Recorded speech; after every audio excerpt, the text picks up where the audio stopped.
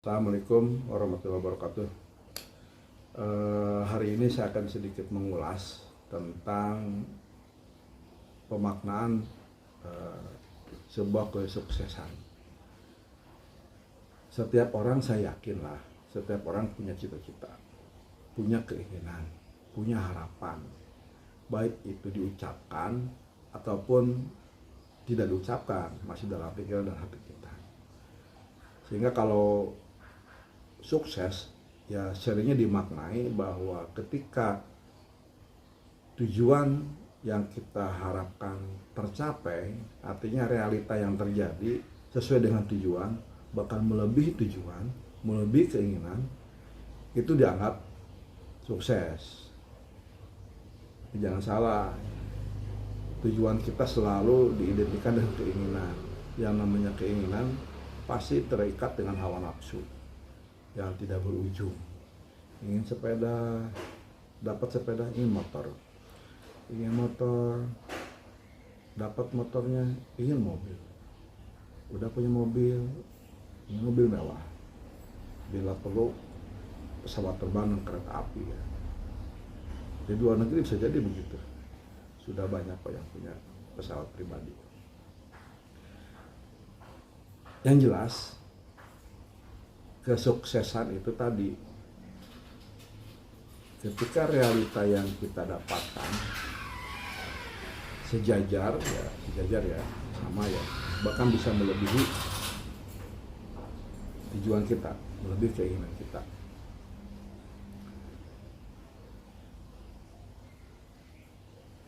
Yang terjadi adalah kita membatasi sebuah kesuksesan hanya dalam satu sisi. Sehingga pada kesempatan ini saya mengacu ke beberapa literatur. Yang pertama dari buku Quantum Mindset, kemudian buku karangan David R. Hawkins tentang Power and Thoughts, kemudian buku karangan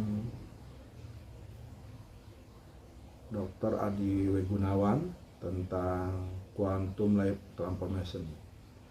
3 buku itu menjadi referensi dalam pembahasan kali ini. Kita bisa melihat ya, ada orang sukses yang menurut kita ya jabatannya tinggi, bisa mencapai level tertinggi lah untuk ukuran kita. Tapi ternyata di satu sisi bagus, demi karirnya, demi jabatannya, demi bisnisnya, keluarganya berantakan. Anaknya nggak pernah diajak komunikasi, hanya terbawa narkoba dan kegiatan-kegiatan perilaku negatif lainnya. Atau istrinya mungkin ada kasus yang memang mencemarkan nama baik keluarga.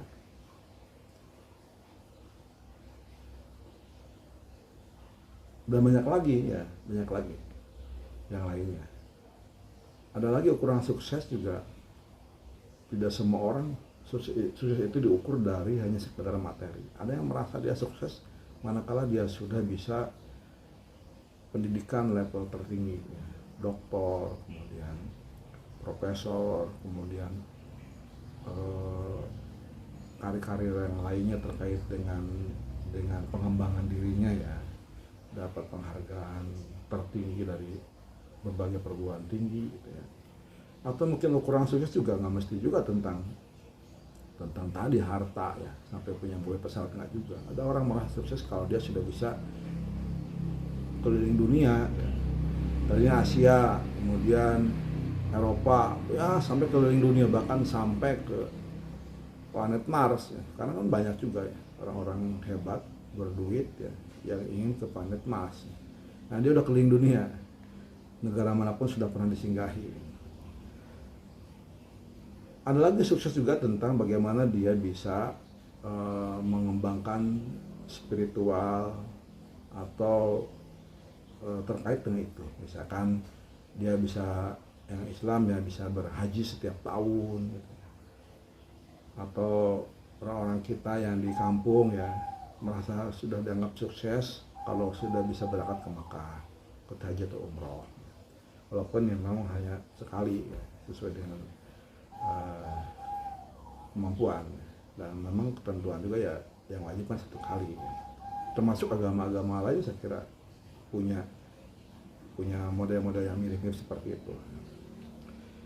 Sehingga tentunya kita tidak mau juga ya jabatan tinggi, karir bagus, usaha maju, harta berlimpah, tapi keluarga acak-acakan. Nggak mau juga kan seperti itu. Atau keluarga bagus, harta berlimpah, tapi hati kita nggak tenang, spirit kita kurang ya, spiritual kita jauh dari yang kita harapkan. Karena harta, tahta belum tentu bisa memberikan ketenangan batin. Toh pada saatnya meninggal juga ditinggalkan juga, nggak dibawa kan. Tapi kan kepuasan batin itu kan itu juga bagian dari kesuksesan. Sehingga dari literatur yang saya baca tadi, setidaknya ada 8 ya, sukses yang paripurna. Dan idealnya kan seperti itu. Kita harusnya sukses itu bukan hanya tentang harta, tapi tentang juga karir, tentang keluarga, pengembangan diri, tentang tematik ya. Kita misalkan sukanya koleksi buku ya, sampai bukunya banyak. Berbagai buku kita kuasai, kita simpan, kita baca, itu dianggap sukses. Atau kita bisa berlibur kemanapun ya yang kita mau. Jadi lengkap. Itu yang dimaksud dengan sukses yang paripurna. Pertama, spiritual. Ini sangat penting. Spiritual yang membuat hidup kita tenang. Kita bisa mensyukuri apa yang kita dapatkan. Itu sukses spiritual. Kita bisa hidup damai dan bahagia. Kemudian juga finansial ya, harta berlimpah, apa yang kita mau kita dapatkan. Kemudian karir, bisnis, jabatan, standar yang kita ukur itu kita dapatkan. Itu salah satu ukuran sukses. Kemudian keluarga bahagia, istri cantik, kemudian betul-betul memperhatikan suami dan anak, dan juga anak-anak kita juga sukses ya, sekolahnya hebat ya, anak yang soleh dan soleha. Kemudian pendidikan jika kita lumayan ya, bisa sampai ke S1, S2 bahkan ke S3. Kemudian juga sosial, kita bisa banyak berbagi, kedua apa, ke panti asuhan, ke tetangga, itu juga bagian dari sukses. Termasuk ya pencapaian materi, kita bisa beli ini, beli itu, bisa punya mobil, punya pesawat terbang, kereta api. Itulah yang disebut dengan sukses yang paripurna. Tentunya itulah yang kita harapkan. Kembali ke pemaknaan sukses tadi. Jadi sukses itu tidak hanya tentang pencapaian tujuan. Karena tadi yang namanya tujuan selalu saja mengikuti keinginan, selalu saja diiringi dengan keinginan ya. Tujuannya ingin dapat mobil, pada saat mobil tercapai belum tentu kita merasa sukses. Pasti keinginannya berubah. Dengan mobil mewah punya 2 kurang juga, 3, 4, 5 dan seterusnya. Sehingga sukses itu bukan hanya tentang pencapaian tujuan, tetapi bagaimana juga tentang sikap batin kita dalam memperoleh tujuan itu, dalam ketika ya mendapatkan tujuan itu, ketika tujuan tercapai gitu ya. Jadi sukses adalah tentang pencapaian tujuan dan sikap batin kita ketika tujuan itu tercapai. Bagaimana sukses itu bisa diraih? Biasanya orang mengatakan sukses itu harus kerja keras. Mungkin ada benarnya, tetapi tidak mutlak satu-satunya syarat sukses itu ada harus kerja keras. Enggak. Coba lihat gambar di sebelah. Bagaimana seseorang harus kerja keras ya untuk mengangkat batu itu.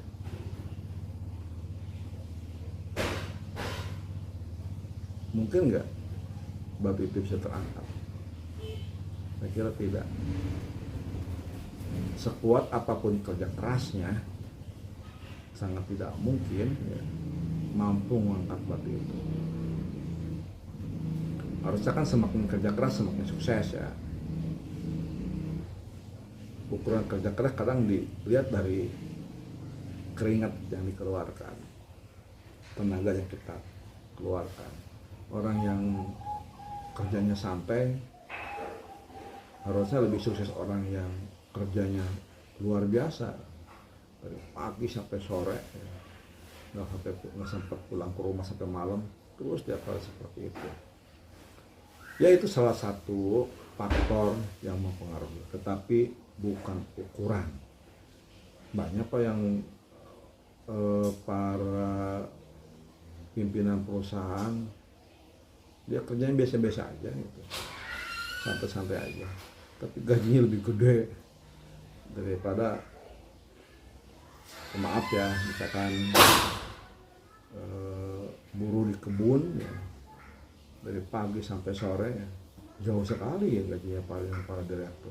Bahwa lihat dari kerja keras ya, lebih kerja keras para buruh ya, bahkan mungkin di pabriknya sendiri ya, para pekerjanya kan jauh lebih kerja keras ketimbang para manajernya. Sehingga kerja keras ini penting, tetapi bukan ukuran segala-galanya untuk sebuah kesuksesan. Terus lalu apa? Mungkin kurang pinter makanya nggak sukses gitu. Apakah benar? Anak yang pinter sukses banyak, anak pinter gagal banyak juga. Anak bodoh gagal banyak sekali. Anak bodoh yang sukses, orang yang bodoh ya sukses ada juga. Artinya itu bukan juga ukuran segala-galanya, tapi pintar harus ya, karena sebagai syarat. Atau nasib kali ya, kalau udah nasibnya sukses aja, kalau enggak gagal aja. Saya kira nggak fair juga. Allah Tuhan menciptakan kita sudah dalam keadaan sukses, miliaran sperma yang gagal hanya satu yang bisa menembus ke sel telur, jadilah manusia.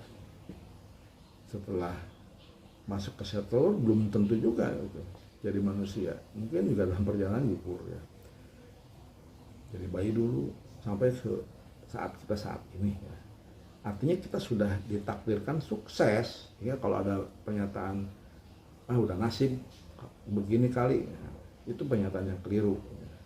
Apalagi kalau saudara-saudara bisa membuka kitab suci ya, kalau saya ke Al-Quran ya, bahwa Allah berfirman, berdoalah kepadaku, niscaya akan aku perkenankan bagimu. Itu di surat Al-Mu'min 60, yang mungkin di surat-surat ayat-ayat lain juga ada ya. Artinya bahwa Allah sudah menggariskan kita sukses, kalau kita minta ya dikasih. Kemudian sesungguhnya Allah tidak akan merubah, ini yang favoritnya ayat ini, sesungguhnya Allah tidak akan merubah keadaan suatu kaum sehingga mereka mengubah keadaannya sendiri. Artinya usaha gitu, Allah akan memberikan apa yang kita upayakan selama ada usaha yang kita lakukan. Sehingga dari dua ayat tadi, mungkin ayat lain juga banyak, bahwa kita memang harus ada upaya, sehingga tidak ada yang namanya sukses atau gagal itu nasib. Terus seperti apa sih faktor yang sesungguhnya yang bisa membawa kita ya pada tempat yang sukses? Tadi kan dari awal saya cerita ukuran sukses ya. Kalau menurut saya sukses, tapi menurut orang lain belum tentu ya. Rekan-rekan juga sukses harusnya menurut dari sendiri, tapi menurut tetangga kita, menurut saya belum tentu. Karena sukses tadi kan tentang pencapaian dan bagaimana respon batin kita dalam pencapaian itu. Terus bagaimana faktornya ya, faktor penentu sebuah kesuksesan? Ada 3 faktor pengkali. Artinya tiga-tiganya menjadi sangat penting. Pertama, ridho Allah, ridho Tuhan. Yang kedua, usaha, action. Yang ketiga adalah internal kita. Faktor good, Tuhan, kemudian do, ya, actionnya, dan be itu tentang bagaimana sikap batin kita. Tiga faktor ini menjadi penentu sebuah kesuksesan. Pertama, faktor Tuhan. Semua yang terjadi di semesta ini itu sepengetahuan, seizin Allah. Gak ada satupun yang luput ya dari kekuasaannya. Sukses dan gagal juga adalah kehendaknya. Kalau dari awal kita sudah membingkai, ini sudah nasib kita, sudah takdir, berarti kita sudah mendoakan diri kita ya, meminta kepada Tuhan, kita gagal. Padahal Tuhan memberikan pilihan yang sangat luas. Sehingga seharusnya kita optimis saja, karena kita tidak pernah tahu kita mau seperti apa, karena itu rahasia Tuhan. Kalau di rukun di agama Islam kan ada percaya kepada qada dan qadar, takdir ya. Takdir kita mau apa? Percaya Allah yang menentukan. Tetapi mau seperti apa kita tidak pernah tahu, karena itu rahasia Tuhan. Tetapi untuk memberdayakan diri kita positif saja bahwa Tuhan meridhoi kita. Sehingga faktor yang pertama selesai ya, semua dalam bingkai kekuasaan Tuhan, dalam bingkai ridho Tuhan. Kalau faktor pertama ini kita belum beres, ya sudah, segalanya sudah selesai, nggak usah berlanjut. Kita bingkai saja di faktor pertama bahwa Allah meridhoinya. Baru kita akan fokus ke dua faktor yang berikutnya. Yang berikutnya adalah faktor do, action. Enggak juga kita berpikir bahwa kalau Tuhan sudah meridhoi, ya kita berdiam diri, ya nggak fair juga. Gitu. Dari dua ayat yang tadi disampaikan harus ada upaya dong. Gitu. Kita ingin kenyang, nggak bisa hanya kalau Allah meridhoi kita kenyang. Ya itu namanya nyuruh Allah nyuapin kita. Gitu. Kurang ajar kan kalau gitu kan gitu. Kita aja kalau guru nih ada siswa minta disuapin sekedar ngambek kan gitu. Anak lain cina gitu ya, tapi nggak juga, boleh-boleh aja. Ya kita kurang ajar kalau nyuruh Allah sampai harus seperti itu ya. Artinya upayanya ada. Kalau ingin kenyang ya makan, gitu. Ingin sehat ya olahraga. Gitu. Kemudian ingin ke Bandung, ke Jakarta, ya harus melangkah. Nggak bisa diam terus nyampe ke sana ya. Jadi punya ilmu ya, ilmu apa tuh? Ada action. Tentunya actionnya juga harus maksimal. Jadi kalau ingin punya keinginan, punya tujuan, punya cita-cita, mana keinginan itu, mana tindakannya. Actionnya kudu jelas. Ya. Kalau ingin jadi dokter, ya sekolah dong. Karena dokter itu kan diraih dengan pendidikan formal. Jangan ingin jadi dokter, sekolah aja nggak mau. Baru juga SMA malas-malasannya. Diberikan tugas oleh guru nggak dikerjakan. Belajar nggak mau, baca buku nggak mau. Terus ingin jadi dokter, ya do-nya nggak jalan. Kalaupun dipaksa jadi dokter, nanti nggak ngerti apa-apa. Diagnosa pasien diabetes, diagnosanya emah, jadi malpraktek. Jadi do-nya harus jalan, upayanya harus ada. Kalau kita ingin sebuah apel, kita harus keluar dari kamar, ke toko buah, beli apel, baru dimakan, ya. Baru itu tercapai. Kalau kita ingin sukses karir, menjadi pengusaha besar, dipersiapkan pendidikannya, kemudian kompetensinya, pengetahuan, keterampilan, kemampuan manajerial, terus itu diupayakan. Harus kerja keras ya. Yang tadi salah satunya kan. Apakah juga sukses? Belum tentu. Karena ada faktor B. Banyak kok orang kerja keras nggak jadi apa-apa. Kuliah di pendidikan tinggi, di sekolah ternama juga nggak jadi apa-apa. Masih kalah yang pendidikan SD gitu. Jadi pengusaha gitu ya. Jadi dunia harus, tetapi bukan segala-galanya. Ada faktor B. Bagaimana sikap batin kita, bagaimana fokus pikiran kita agar action yang kita lakukan itu maksimal. Yang ini yang selama ini sering diabaikan. Orang banyak meniru tentang actionnya, tetapi manakala ditiru, di copy sesuai dengan aslinya, hasilnya beda gitu. Kan banyak bukan kasus ya, banyak beberapa peristiwa yang disebut dengan sodako ekstrim ya, sodako gitu. Maka Allah akan memberikan keberlimpahan. Apakah itu benar? Benar gitu. Tetapi bukan action yang harus ditiru, bukan hanya actionnya yang ditiru, tetapi sikap batin yang sering diabaikan. Sama-sama sodako, luar biasa lah. Yang satu hebat, ternyata banyak kemudahan yang dia dapatkan dari pekerjaannya. Tetapi yang satunya malah habis-habisan, habis sama hartanya habis, sampai nggak punya apa-apa. Kenapa?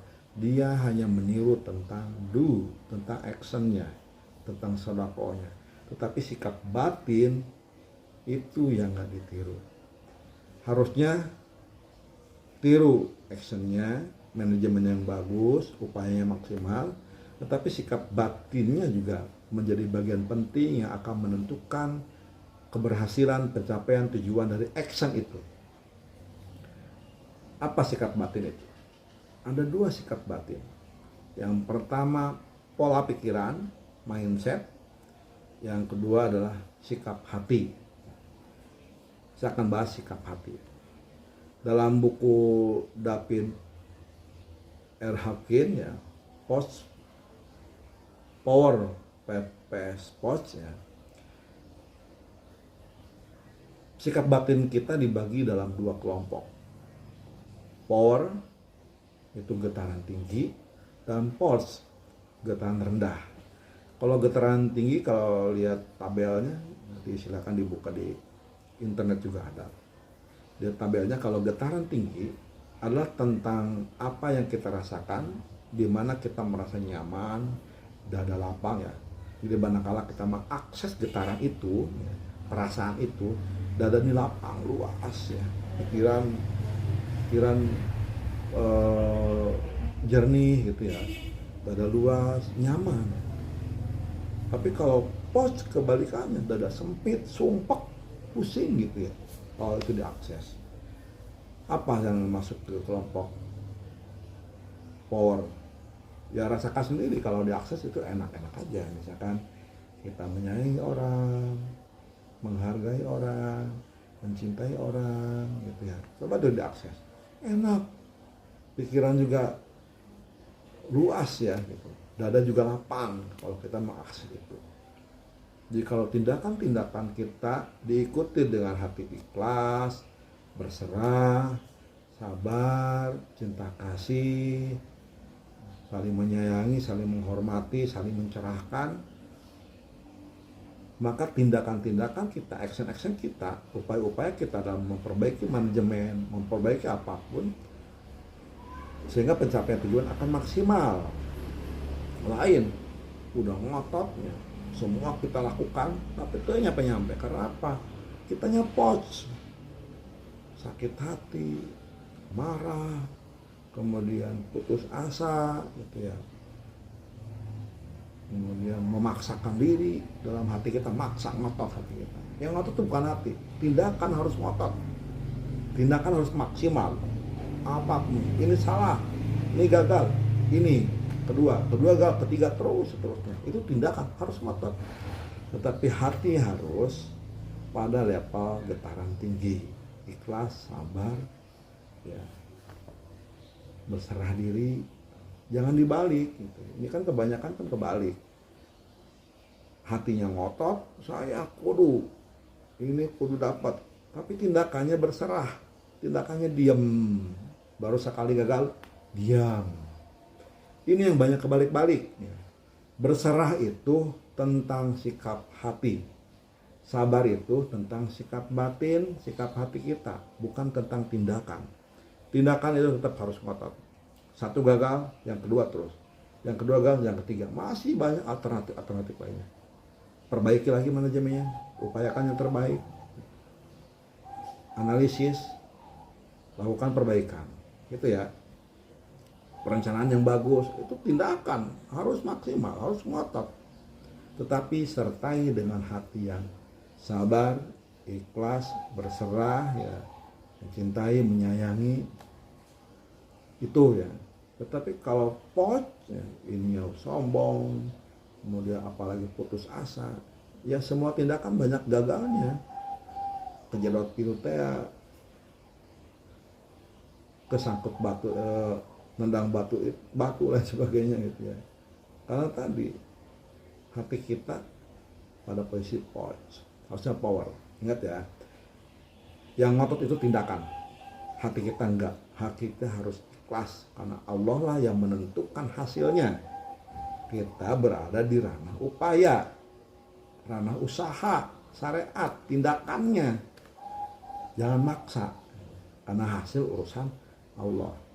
Jangan dibalik, tindakannya nggak seberapa, ininya ngotot, kudu iri ke orang gitu. Itu nggak baik ya. Sehingga kalau pencapaian tujuan ingin bagus, sukses, maka dunya harus maksimal, upayakan yang terbaik, dan B-nya, hatinya harus dalam kondisi yang bagus, getaran tinggi. B yang lain apa? Kan dua tadi, yang pertama tentang sikap hati, yang kedua tentang cara berpikir. Karena pikiran kita, ucapan kita ada dampak dari pikiran, kadang seperti itu ya. Ada juga kan orang yang nggak bisa ngomong, ya pikiran kita itulah doa. Selain hati kita tadi harus bersih, getaran tinggi, mencintai, menghormati, menyayangi orang gitu ya, berserah. Pikiran kita juga harus dalam pikiran yang lurus. Ada beberapa teknik bagaimana cara mengolah pikiran. Yang jelas kita harus berpikir positif, gitu ya. Karena di Islam juga diajari ya, kita harus husnudzon. Husnudzon itu tidak berarti menghilangkan kehati-hatian, boleh, tetap harus hati-hati. Setiap tindakan harus direncanakan dengan baik, ya. Harus hati-hati. Tetapi pikiran kita harus fokus ke yang positif, karena pikiran itu menjadi doa. Bagaimana strateginya? Dalam buku beberapa literatur yang saya baca tadi, pertama tetapkan dulu goalnya, tulis goalnya apa, saya mau apa sih, saya ingin karir jabatan ini, pendapatan sekian, coba tulis itu goalnya. Goal yang ideal adalah goal yang diterima oleh diri kita. Jangan sampai nulis goal kita aja mentertawakan, apalagi orang lain. Satu nih, goal saya pendapatan sebulan 1 triliun. Baca aja sendiri itu. 1 triliun ini logis enggak? Ketinggian enggak? Kerendahan enggak? Jangan kerendahan. Kalau kita mengatakan dalam hati kita, wah letik ya mah tuh kurang. Atau ketinggian, kita ketawa, nah menyasih. Sesuaikan dengan kapasitas kita. Bagaimana tekniknya? Ada ya, ada. Karena tubuh kita merespon. Kalau kita memberikan satu instruksi bahwa goal kita, saya harus jadi presiden, tahun depan. Pasti ketawa kan? Artinya goal itu nggak logis gitu. Jangankan orang lain, jangankan alam semesta ini merespon kita, kita aja sudah menolak. Kan banyak doa-doa seperti itu. Ucapannya aja, tapi kita sih menolak. Nggak mungkin lah gitu. Jadi percuma gitu. Diri kita mengkudeta doa kita sendiri. Bagaimana Allah mau mengkabulkan kalau kita sendiri sudah nggak yakin dengan doa itu. Itu ya, goal itu harus diterima oleh pikiran hati kita. Ada mekanismenya. Nanti silakan lah, banyak sekali referensinya. Bagaimana kita cara menetapkan goal. Kemudian yang berikutnya, untuk misalkan ini goalnya, yang sederhana aja lah. Saya ingin punya pendapat, saya ingin jadi, ini terutama untuk adik-adik yang gampang nih, adik-adik pelajar ya, ingin jadi dokter. Itu goalnya ya. Cek nih, untuk jadi dokter logis enggak? Kalau enggak, terus diulang, terus diberikan pemahaman sampai kita meyakini bahwa logis, masuk akal kalau saya jadi dokter. Kemudian turun nih ke bawahnya, strateginya apa untuk jadi dokter? Strateginya, makanya disiapkan dulu kertas, goalnya apa, strateginya apa. Strategi dokter pertama, saya harus lulus kuliah kedokteran di perguruan tinggi ternama. Misalkan di mana ya? Kalau Jawa Barat, di Unpad, misalkan ya. Ya banyak ya. Misalkan di Unpad. Perguruan tinggi ternama misalkan di Unpad. Goalnya, strateginya. Kemudian syaratnya apa? Setelah strategi, tulis syaratnya. Untuk bisa lulus di Unpad, yang pasti syaratnya harus kuliah ke Unpad. Ya. Untuk bisa kuliah ke Unpad, harus ikut SBMPTN ya, atau SNPTN, mana terserah gitu ya. Atau mungkin jalur prestasi, silakan dipilih. Setelah itu kemudian turun lagi, ya kudu lulus sekolah, SMA atau SMK, lulus dulu. Gimana kalau nggak lulus? Syarat-syaratnya kan lulus sekolah. Supaya lulus SMA, SMK ya, maka saya kudu belajar sampai yang terkecil dipersiapkan. Itu yang benar. Sehingga dari hari ke hari pikiran kita sudah punya desain yang jelas. Karena pikiran ini akan membantu meluruskan tindakan, membantu membimbing tindakan kita. Sekian cukup ya. Kesimpulannya, sukses itu bisa diraih dengan 3 faktor. Pertama, izin Tuhan, izin Allah. Kalau Allah nggak mengizinkan, maka apapun nggak terjadi. Tapi kita nggak pernah tahu, ya. Hanya Allah yang tahu. Untuk itu kita berpositif thinking aja. Allah sudah mengizinkan. Sehingga faktor yang berikutnya adalah dunia, actionnya harus maksimal. Actionnya harus ngotot. Satu gagal, yang kedua terus upaya lagi, evaluasi lagi, perbaiki lagi, jatuh bangun. Karena Allah tidak akan merubah suatu kaum nasibnya kalau dia tidak berubah sendiri. Perbaiki terus. Yang ketiga adalah sikap batin kita. Hati kita harus berserah, bersabar, mencintai, pokoknya akseslah perasaan-perasaan yang positif, yang terasa lega, nyaman, pikiran juga fresh gitu ya. Baru yang yang berikutnya adalah bagaimana kita mendesain pikiran kita agar berpikir positif, terencana, terstruktur, karena pola pikir kita akan mempengaruhi tindakan kita, akan membimbing tindakan kita. Oke, terima kasih. Mudah-mudahan apa yang tadi saya sampaikan bisa bermanfaat. Semoga kita semua tetap sukses dan bahagia. Terima kasih. Assalamualaikum warahmatullahi wabarakatuh.